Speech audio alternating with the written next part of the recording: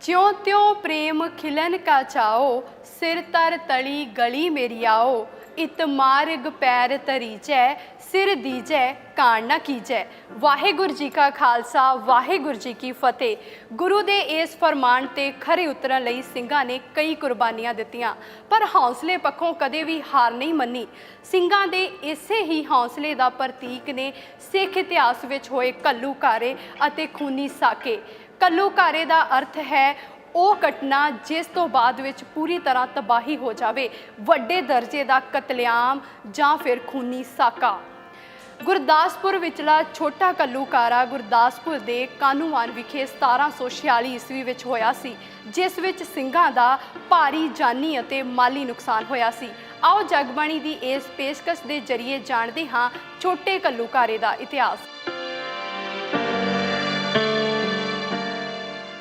बड़का गुरु दे नाम ते मारदे ने, जंगा जित्तियां न जान कदे बिन फौजां। तेरी मौत दा बदला लैना वीरिया होए, रैन देना नहीं मैं ਸਿੰਘਾਂ दा खुरा खौजा। ये शब्द कवि ने लाहौर दे दीवान लखपत राय की जुबान तो कहे ने। असल दे विच छोटे घल्लूघारे की लड़ाई का बीज उदों बोया गया सी जदों एक झड़प के दौरान एमनाबाद के फौजदार लखपत राय की मौत ਸਿੰਘਾਂ दे हथों हो गई सी। तां उसकी मौत दे विच गुस्से च आके उसके भरा लखपत राय ने कसम खाधी सी कि वह अपने भरा की मौत का बदला ਸਿੰਘਾਂ ਦਾ खुरा खोजा मिटा के लवेगा। इस दे लई उसने ਸਿੰਘਾਂ दे विरुद्ध जंग का जिहड़ा ऐलान सीगा वो कर दिता ते एक मुगल साम्राज वालों मुहिम शुरू कर दी, जिस विच उसकी हमायत लाहौर के सूबेदार जहिया खान ने की। इस तो इलावा इस विड्डी गई मुहिम दे विच मुल्तान, जलंधर, बहावलपुर दीआं फौजां अते पहाड़ी राजियां ने भी वध चढ़ के हिस्सा लिया।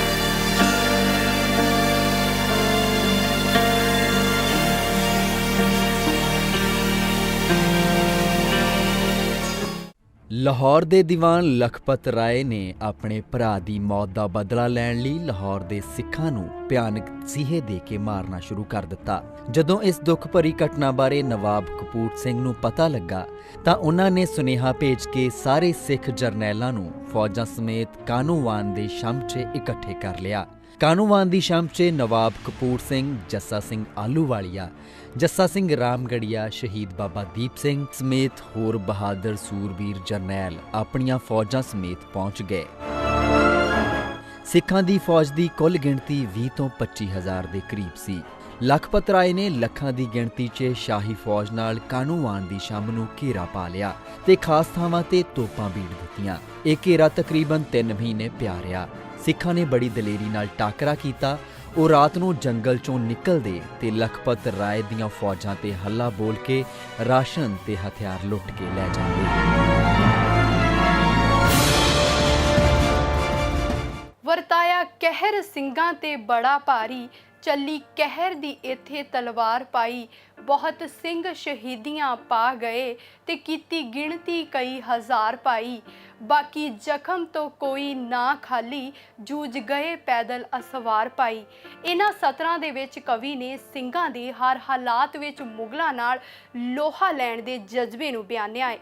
उन्होंने मुगलों खिलाफ जारी किया संघर्ष खत्म ना करना चाहया, चाहे उस समय उन्होंने राशन भी चाले पा गया सी।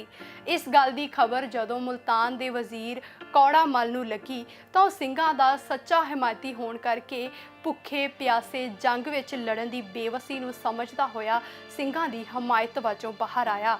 उसने एक व्यापारी दे कोल खच्चरां अते घोड़ियां ते राशन लदवा के जम्मू वल नूं भेज दिता ते फिर ਸਿੰਘਾਂ नूं भी इतलाह कर दिती कि वह उस राशन नूं लुट लैण। फिर इसे तरह ही होया, ਸਿੰਘਾਂ ने दिन दिहाड़े उस राशन नूं लुट लिया। इस दे नाल ਸਿੰਘਾਂ नूं भारी राहत मिली ते उन्हां दे हौसले होर भी बुलंद होए ते फिर जुर्म दा टाकरा करन दे लई ते जालम दे खिलाफ ते खड़काउण दे लई ओह होर भी ज़्यादा तत्पर हो गए ते उन्हां दे हौसले होर भी बुलंद हो गए। ਇਹਦੇ ਤੋਂ ਸਾਨੂੰ ਇਹ ਵੀ ਪਤਾ ਲੱਗਦਾ ਹੈ ਕਿ ਕਿਸੇ ਵੀ ਕੌਮ ਦੇ ਵਿੱਚ ਸਾਰੇ ਹੀ ਲੋਕ ਇੱਕੋ ਜਿਹੇ ਨਹੀਂ ਹੁੰਦੇ, ਕੁਝ ਹਿਮਾਇਤੀ ਤੇ ਕੁਝ ਦਰਦੀ ਵੀ ਹੁੰਦੇ ਨੇ। ਇਸ ਤੋਂ ਬਾਅਦ ਵਿੱਚ ਸਿੱਖ ਇਤਿਹਾਸ ਦੇ ਵਿੱਚ ਕੌੜਾ ਮਲ ਨੂੰ ਮਿੱਠਾ ਮਲ ਆਖ ਕੇ ਸੰਬੋਧਿਤ ਕੀਤਾ ਜਾਣ ਲੱਗਾ। ਕਾਨੂੰਵਾਨ ਦੀ ਛੰਭ 'ਚ ਸਿੱਖਾਂ ਨੇ ਗੁਰੀਲਾ ਲੜਾਈ ਲੜਦਿਆਂ ਸ਼ਾਹੀ ਫੌਜਾਂ ਨੂੰ ਮੁਸੀਬਤ 'ਚ ਪਾਈ ਰੱਖਿਆ ਤੇ ਉਹਨਾਂ ਦਾ ਵੱਡਾ ਨੁਕਸਾਨ ਕੀਤਾ।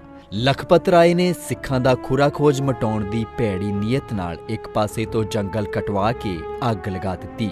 ਇਸ ਤਰ੍ਹਾਂ ਸਿੰਘ ਚੁਫੇਰਿਓਂ ਘਿਰ ਗਏ, ਕਿਉਂਕਿ ਇੱਕ ਤਾਂ ਜੇਠ ਹਾੜ ਮਹੀਨੇ ਦੀ ਗਰਮੀ ਸੀ, ਉੱਤੋਂ ਜੰਗਲ ਦੀ ਅੱਗ। ਫਿਰ ਪਹਾੜਾਂ ਵਾਲੇ ਪਾਸੇ ਪਹਾੜੀ ਰਾਜੇ ਵੀ ਸਿੰਘਾਂ ਖਿਲਾਫ ਮੋਰਚਾ ਲਾਈ ਬੈਠੇ ਸਨ ਤੇ ਚੜ੍ਹਦੇ ਪਾਸੇ ਦਰਿਆ ਬਿਆਸ 'ਚ ਹੜ੍ਹ ਆਇਆ ਹੋਇਆ ਸੀ। ਸਿੱਖ ਜਰਨੈਲਾਂ ਨੇ ਲਖਪਤ ਰਾਏ ਦੀਆਂ ਫੌਜਾਂ ਨਾਲ ਮੈਦਾਨੇ ਜੰਗ 'ਚ ਜੂਝਣ ਦਾ ਫੈਸਲਾ ਕੀਤਾ। ਫੌਜੀ ਸਮਾਨ ਦੀ ਘਾਟ ਹੋਣ ਦੇ ਬਾਵਜੂਦ ਸਿੱਖ ਬਹਾਦਰੀ ਨਾਲ ਲੜੇ ਤੇ ਸ਼ਾਹੀ ਫੌਜਾਂ ਦਾ ਘੇਰਾ ਤੋੜ ਕੇ ਅੱਗੇ ਵਧਦੇ ਗਏ, ਪਰ ਇਸ ਜੰਗ 'ਚ ਸਿੱਖਾਂ ਦਾ ਭਾਰੀ ਜਾਨੀ ਤੇ ਮਾਲੀ ਨੁਕਸਾਨ ਹੋਇਆ।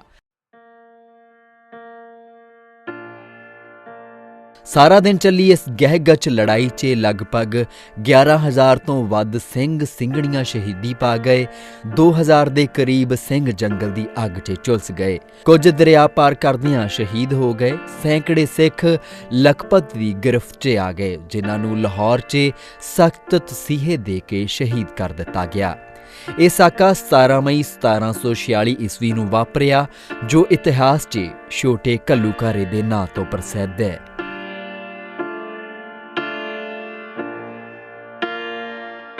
ਮਰ ਜੀਵੜਿਆਂ ਜਿਉਣਾ ਸਦਾ ਜਗ ਤੇ, ਜਿਉਂਦਿਆਂ ਮਰਨਾ ਦਸ ਕਾਨੂੰ। ਅਸੀਂ ਓਨੀ ਵਾਰੀ ਕੌਮ ਤੋਂ ਮਰਨਾ ਏ, ਜਿੰਨੀ ਵਾਰ ਵੀ ਮਰਨਾ ਪਿਆ ਸਾਨੂੰ। ਭਾਵੇਂ ਕਿ ਲਖਪਤ ਰਾਏ ਨੇ ਸਹੁੰ ਖਾਧੀ ਸੀ ਕਿ ਉਹ ਸਿੰਘਾਂ ਦਾ ਨਾਮੋ ਨਿਸ਼ਾਨ ਮਿਟੇ ਦੇਵੇਗਾ। ਇਸ ਦੇ ਲਈ ਉਸਨੇ ਕਈ ਕੋਝੀਆਂ ਸਾਜ਼ਿਸ਼ਾਂ ਕੀਤੀਆਂ, ਧਾਰਮਿਕ ਅਸਥਾਨਾਂ ਨੂੰ ਢਹਿ ਢੇਰੀ ਕਰ ਦਿੱਤਾ, ਸ੍ਰੀ ਗੁਰੂ ਗ੍ਰੰਥ ਸਾਹਿਬ ਜੀ ਦੀਆਂ ਬੀੜਾਂ ਨੂੰ ਅਗਨ ਭੇਂਟ ਕਰ ਦਿੱਤਾ। ਪਰ ਇਹ ਸਿੰਘਾਂ ਦੀ ਹਾਰ ਨਹੀਂ, ਉਸਦੇ ਆਪਣੇ ਮਨ ਦੀ ਹਾਰ ਸੀ। ਹਾਸੋਹੀਣੀ ਗੱਲ ਤਾਂ ਇਹ ਸੀ ਕਿ ਉਸਨੇ ਗੁੜ ਨੂੰ ਗੁੜ ਕਹਿਣ ਤੇ ਪਾਬੰਦੀ ਲਗਾ ਦਿੱਤੀ ਤੇ ਰੋੜੀ ਕਹਿਣ ਨੂੰ ਕਿਹਾ, ਕਿਉਂਕਿ ਉਸ ਨੂੰ ਲੱਗਦਾ ਸੀ ਕਿ ਗੁੜ ਦੇ ਵਿੱਚੋਂ ਉਤਪੰਨ ਹੁੰਦੀ ਹੈ ਗੁਰੂ ਦੀ ਧੁਨੀ ਤੇ ਸਿੰਘਾਂ ਨੂੰ ਮਨੋਬਲ ਤੇ ਬਲ ਉਹਨਾਂ ਦੇ ਗੁਰੂ ਤੋਂ ਮਿਲਦਾ ਏ। ਭਾਵੇਂ ਕਿ ਉਹਨੇ ਇੰਨੇ ਜ਼ੁਲਮ ਢਾਹੇ, ਪਰ ਇਸ ਦੇ ਬਾਵਜੂਦ ਵੀ ਸਿੰਘਾਂ ਦੇ ਹੌਸਲੇ ਨਾ ਡਗਮਗਾਏ ਤੇ ਅਗਲੀ ਵਿਸਾਖੀ ਨੂੰ ਸਨ 1747 ਨੂੰ ਅੰਮ੍ਰਿਤਸਰ ਵਿਖੇ ਸਰਬੱਤ ਖਾਲਸਾ ਕੀਤਾ ਗਿਆ। ਰਾਮ ਰੌਣੀ ਦੇ ਕਿਲੇ ਦੀ ਉਸਾਰੀ ਕੀਤੀ ਗਈ। ਸੋ ਸਿੰਘਾਂ ਨੂੰ ਤਾਂ ਬਹਾਦਰੀ ਤੇ ਲੜਨ ਦਾ ਜਜ਼ਬਾ ਗੁਰੂ ਤੋਂ ਮਿਲਦਾ ਹੈ, ਜਿਸ ਕਰਕੇ ਉਹ ਆਖਰੀ ਸਾਹਾਂ ਤੱਕ ਵੀ ਆਪਣੀਆਂ ਜਾਨਾਂ ਵਾਰ ਕੇ ਕੁਰਬਾਨੀਆਂ ਦੇ ਜਾਂਦੇ ਨੇ, ਪਰ ਆਪਣੇ ਗੁਰੂ ਨੂੰ ਕਦੇ ਪਿੱਠ ਨਹੀਂ ਦਿਖਾਉਂਦੇ। ਸੋ ਜਗਬਾਣੀ ਟੀਵੀ ਵੀ ਛੋਟੇ ਘੱਲੂਘਾਰੇ ਦੇ ਸਾਰੇ ਹੀ ਸ਼ਹੀਦਾਂ ਨੂੰ ਸਜਦਾ ਕਰਦਾ ਹੈ। ਇਸੇ ਦੇ ਨਾਲ ਹੀ ਮੈਨੂੰ ਦਿਓ ਇਜਾਜ਼ਤ। ਵਾਹਿਗੁਰੂ ਜੀ ਕਾ ਖਾਲਸਾ, ਵਾਹਿਗੁਰੂ ਜੀ ਕੀ ਫਤਿਹ।